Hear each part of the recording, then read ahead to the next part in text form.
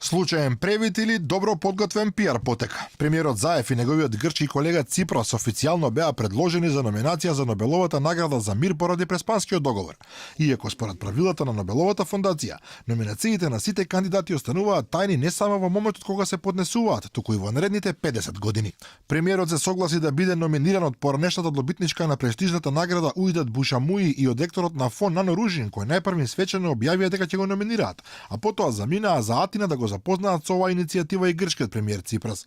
Правилата се јасни, поранешната добитничка и ректорот Ружин имаат право да предложат кандидат за Нобелова награда, а добија поддршка и од европратеникот Стелиос Колуглу. Меѓутоа, праксата е пред и по номинирањето да не се објавуваат имињата.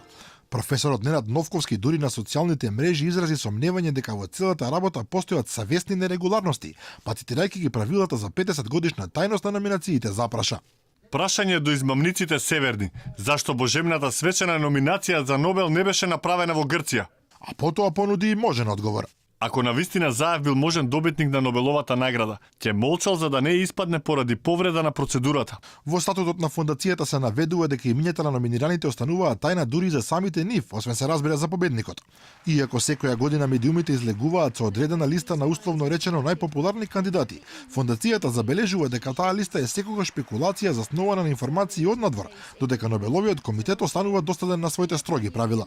Наградата по правило никогаш не ја добива кандидат околу чија номинација се крева медиумска помпа, бидејќи се смета дека таквите номинации се потребни само за да му се направи политички маркетинг на предложениот кандидат. Инаку Нобеловите награди за мир се доделуваат во Осло, а не во Стокхолм како останатите и секогаш во декември.